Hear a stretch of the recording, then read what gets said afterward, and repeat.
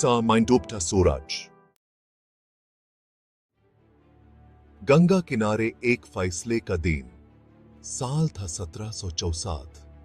बुक्सार के मैदान में पवित्रा गंगा के किनारे हवा में एक अजीब सी उलझन थी। यह कोई आम दिन नहीं था। दो शक्तिशाली ताकतें आपस में टकराने वाली थी। उनकी किस्मत एक ऐसी लड़ाई में उलझी हुई थी जो एक सबकॉन्टिनेंट की तकदीर बदल देगी।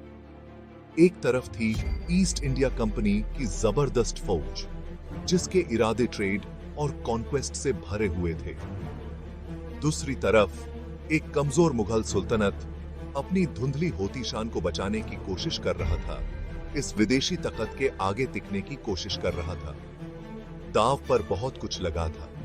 इस टक्कर का नतीजा विशाल इलाकों और अनगिनत जिंदगियों का फैसला करता। ये सुपरमसी की लड़ाई थी, हिंदुस्तान के दिल पर कब्जे की लड़ाई थी। ये एक ऐसा मुकाबला होने वाला था जिसका शोर हिस्ट्री के गलियारों में गूंजता रहेगा। जुम के मैदान के नायक कंपनी फोर्सेस की अगुवाई कर रहे थे हेक्टर मनरो, एक अनुभवी मिलिट्री स्ट्रेटेजिस्ट जिनको कंपनी की डोमिनियन की चाहत ने हौसला दिया था। उनकी ट्रूप्स, जिनमें ब्रिटिश सोल्जर्स और वफादार इंडियन सिपाही शामिल थे, डिसिप्लिन्ड और अच्छे हथियारों से लैस थे। उनकी मस्केट्स और कैनन्स बैटलफील्ड पर एक भयानक खतरा थे। उनका सामना एक मजबूत गठबंधन से था, कंपनी के बढ़ते कदमों के खिलाफ एक आखिरी लड़ाई। मीर कासिम, बंगाल के भटकाए गए नवाब, अपना खोया हुआ तख्त वापस पाना चाहते थे। उनके साथ थे शुजा-उद-दौला, अवध के नवाब, खुद एक शक्तिशाली रूलर, और मुगल बादशाह शाह आलम दैती।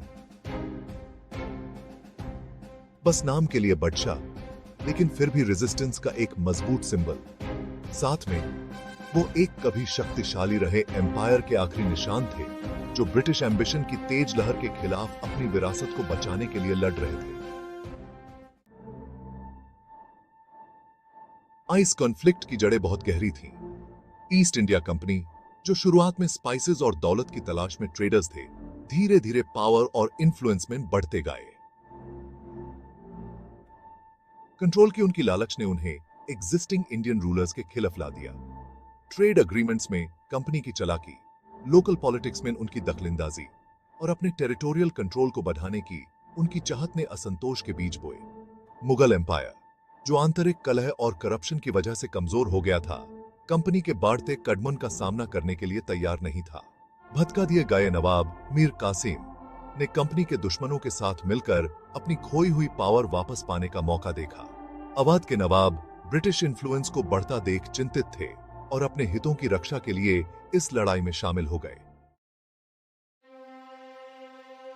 जैसे ही सूरज ने 22 अक्टूबर 1764 को अपनी किरणें बिखेरी, बक्सर की लड़ाई शुरू हो गई। हवा तोपों की गूंज और तलवारों की झंकार से गूंज उठी। कम संख्या में होने के बावजूद मनरो के कुशल नेतृत्व में कंपनी की सेना ने चतुराई और अनुशासन से लड़ाई लड़ी। उनकी बेहतर गोलाबारी और रणनीतिक चाल विनाशकारी साबित हुई। मित्र सेनाएं आंतरिक फूट और समन्वय की कमी के कारण ब्रिटिश सेना के लगातार हमलों से टूट गईं।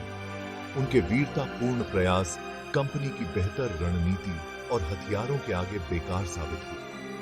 दिन का अंत भारतीय सहयोगियों की कुचल हार के साथ हुआ। ढलते हुए सूरज ने युद्ध के मैदान पर लंबी परछाई डाली, जो एक उपमहाद्वीप के बदलते भाग्य का मूक गवाह थी। बुक्सार की लड़ाई के आसार दूर दूर तक महसूस किए गए। इस जीत ने इस क्षेत्र में ईस्ट इंडिया कंपनी के प्रभुत्व को मजबूत कर दिया, जो भारतीय इतिहास में एक महत्वपूर्ण मोड़ था। एक समय का शक्तिशाली मुगल साम्राज्य खंडहर में तब्दील हो गया। उसका प्राधिकरण हमेशा के लिए चकनाचूर हो गया। कंपनी, जो अब एक ताकतवर शक्ति बन चुकी थी, ने पराजित शासकों पर अपनी शर्तें थोप दी। 1765 में हस्ताक्षरित इलाहाबाद की संधि ने कंपनी के वर्चस्व को औपचारिक रूप दे दिया। उन्होंने बंगाल, बिहार और उड़ीसा से कर वसूलने के अधिकार सहित विशाल क्षेत्रों पर नियंत्रण हासिल कर लिया। बुक्सार की लड़ाई सिर्फ तलवारों और बंदूकों की टक्कर नहीं थी, यह विचारधाराओं और आकांक्षाओं का भी संघर्ष था। इसने मुगल साम्राज्य के अंत की शुरुआत को चिह्नित किया और भारत में ब्रिटिश उपनिवेशवाद की स्थापना का मार्ग प्रशस्त किया। इस महत्वपूर्ण लड़ाई की गूंज आज भी सुनाई देती है। यह हमें हमारे अतीत की जटिलताओं और ऐतिहासिक घटनाओं के स्थायी प्रभाव की याद दिलाता है। बक्सर की लड़ाई भारतीय इतिहास में एक महत्वपूर्ण मोड़ हमें उन ताकतों पर विचार करने के लिए मजबूर करती है जिन्होंने हमारे वर्तमान को आकार दिया है और एक ऐसे भविष्य के लिए प्रयास करने के लिए प्रेरित करती है जहां अतीत की गलतियों को न दोहराया जाए।